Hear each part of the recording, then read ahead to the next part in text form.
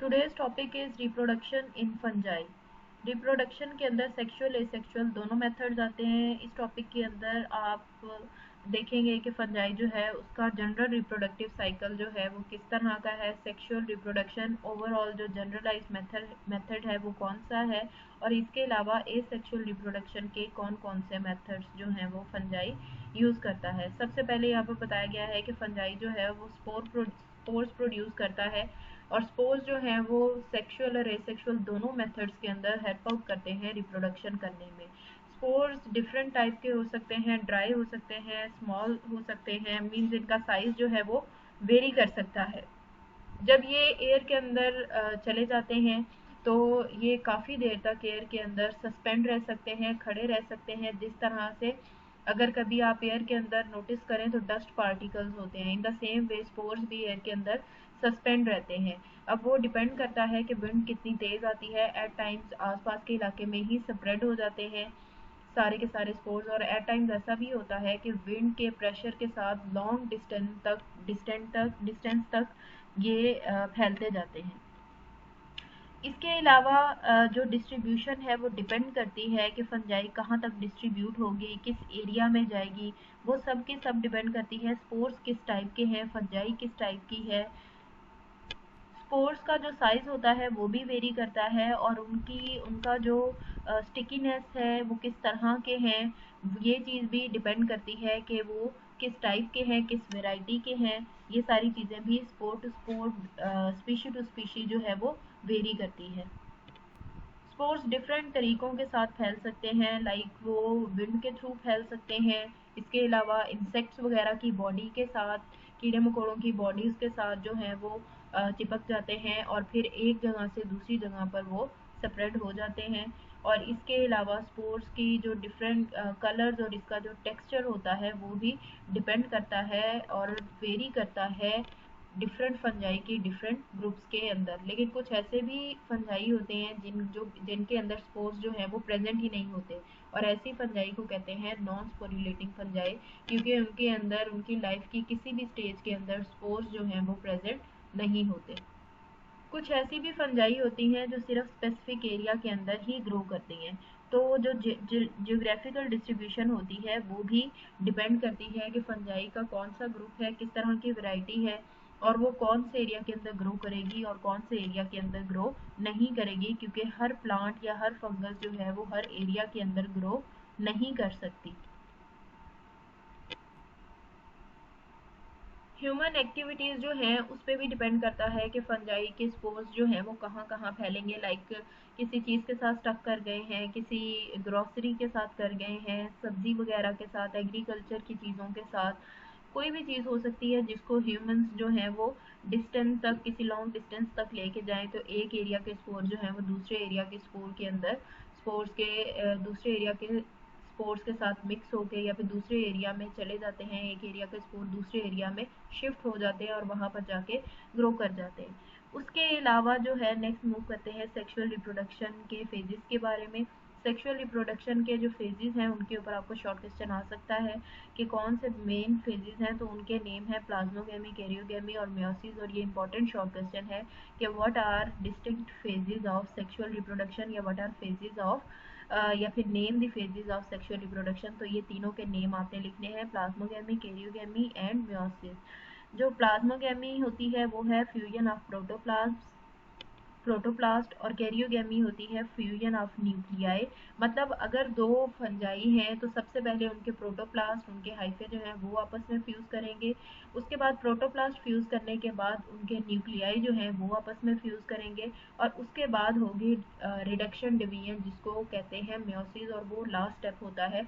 और ये स्टेप्स आपने जब भी लिखने हैं, चाहे शॉर्ट क्वेश्चन में, लॉन्ग क्वेश्चन में, तो आपने हमेशा इसके जो सीक्वेंस है वो डिस्टर्ब नहीं करना। आपने पहले प्लाज्मोगेमी, फिर कैरियोगेमी, और एट दी एंड आपने मियोसिस जो है उसको लिखना है।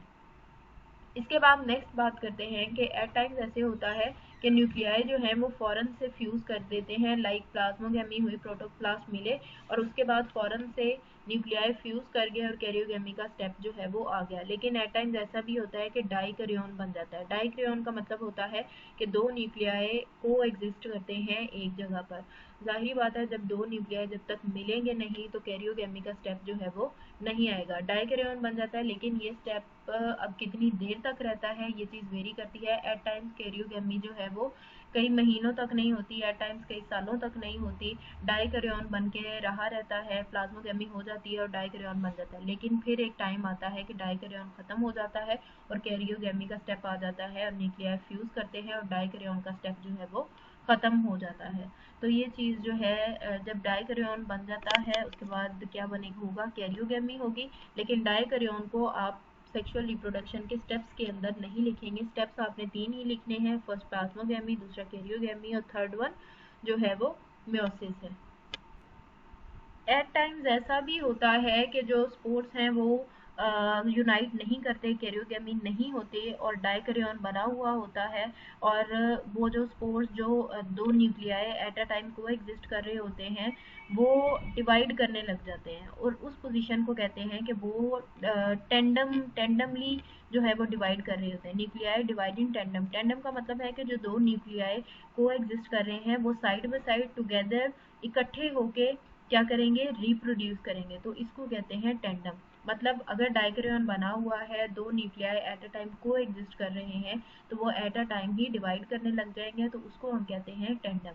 लेकिन फिर एक स्टेप आएगा कि वो फ्यूज हो जाएंगे आपस में और कैरियोगेमी का स्टेप जो है वो आ जाएगा। और कैरियोगेमी के बाद जो है एट द एंड क्या होगा, मेयोसिस होगा और जो डिप्लॉयड स्पोर्स होंगे वो हैप्लॉयड स्पोर्स के अंदर चेंज हो जाएंगे। फंजाई का ये जो स्टाइल है, ये जो स्टेप्स हैं, ये मोस्टली जो है वो मोस्ट ऑफ द फंजाई के जो फाइलम हैं उन सब के अंदर सेक्सुअल रिप्रोडक्शन इसी तरह से होती है। जैसे इसके अंदर दो बड़े फाइलम आते हैं, बेसिडियोमाइकोटा और एस्कोमाइकोटा। इन दोनों के सेपरेटली आप जो है वो डिटेल इनकी पढ़ेंगे। इसके अलावा जो स्पोर्स बनते हैं वो डिफरेंट है, zygospore, ascospore, basidiospore.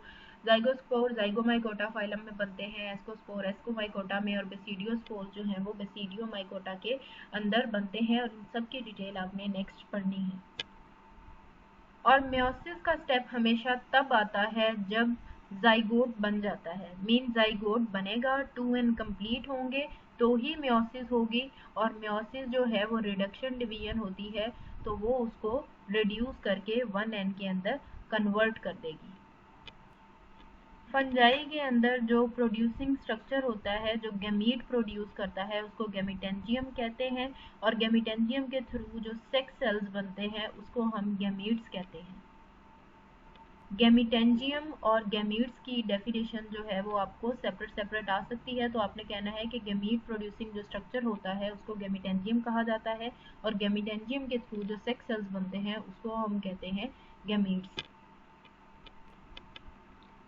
Next fungi के एसेक्सुअल रिप्रोडक्शन के बारे में बताया गया है, जो कि आज आपने डिस्कस भी की थी थोड़ी बहुत, कि रिप्रोडक्शन जो है डिफरेंट मेथड से करता है। स्पोरेंजिया के थ्रू कर सकता है, कोनिडिया के थ्रू कर सकता है और स्पोर्स के थ्रू कर सकता है, बडिंग के थ्रू कर सकता है। बडिंग क्या चीज़ होती है कि स्मॉल आउटग्रोथ जो है वो बॉडी पे होती है, इसके ज़रिए से कर सकता है। या फिर यहाँ पे एक डायग्राम भी दिखाई है जिसके ऊपर बॉडी के ऊपर जो है वो इस तरह पेरेंट बॉडी के ऊपर बड बन जाता है, ये पेरेंट बॉडी है तो इसके ऊपर स्मॉल बड बनेगा और ये बर्ड जो है वो सेपरेट ऑर्गेनिज्म के अंदर ग्रो कर जाएगा। इसके अलावा जो है फ्रेगमेंटेशन के थ्रू हो सकती है। तो ये सारे मेथड्स जो हैं ये एसेक्सुअल रिप्रोडक्शन के हैं। इसके अलावा हैप्लॉइड और डिप्लॉइड की टर्म यूज़ की गई है कि एट टाइम्स एसेक्सुअल रिप्रोडक्शन जो है वो हैप्लॉइड के थ्रू हो जाती है। हैप्लॉइड कंडीशन का मतलब होता है 1n कंडीशन या 1 सेल कंडीशन। और एट टाइम्स ऐसा भी होता है कि दो हैप्लॉइड सेल्स जो हैं वो कंबाइन करते हैं और डिप्लॉइड सेल बन जाता है। डिप्लॉइड का मतलब होता है 2n। जैसे दो हैप्लॉइड हैं तो 1 + 1 जो है वो 2 हो जाता है। और यहाँ पर एस्कस का नाम लिया गया है। एस्कस जो है वो एस्कोमाइसीड्स के अंदर आप पढ़ेंगे जिसके अंदर एस्कोस्पोर्स बनते हैं। तो आप ये सारे स्ट्रक्चर्स जो हैं वो नेक्स्ट इनके बारे में डिटेल पढ़ेंगे। यहाँ पर जो है वो जनरलाइज जो है मेथड्स बताए गए हैं कि फंजाई जो है वो एसेक्सुअल रिप्रोडक्शन किस किस मेथड से करती है और सेक्सुअल रिप्रोडक्शन किस किस से करती है। सेक्सुअल रिप्रोडक्शन के फेजेस के नेम्स आपने अच्छे से याद करने हैं और इनकी बिल्कुल दो दो वर्ड्स की डेफिनेशन है कि फ्यूजन ऑफ प्रोटोप्लास्ट प्लाज्मोगेमी होता है, कैरियोगेमी जो है वो फ्यूजन ऑफ न्यूक्लियाई होता है। ये इंपॉर्टेंट डेफिनेशन है और इन स्टेप्स की अरेंजमेंट आपने बिल्कुल भी डिस्टर्ब नहीं करनी। तो ये फंजाई के अंदर जनरल रिप्रोडक्शन है, जिसको सेक्सुअल और एसेक्सुअल रिप्रोडक्शन मेथड कहा जाता है। ये भी आपके कोर्स पैक के पेजेस हैं और ये आपने वहीं से आप लोग कर सकेंगे। तो ये आपका आज का टॉपिक था।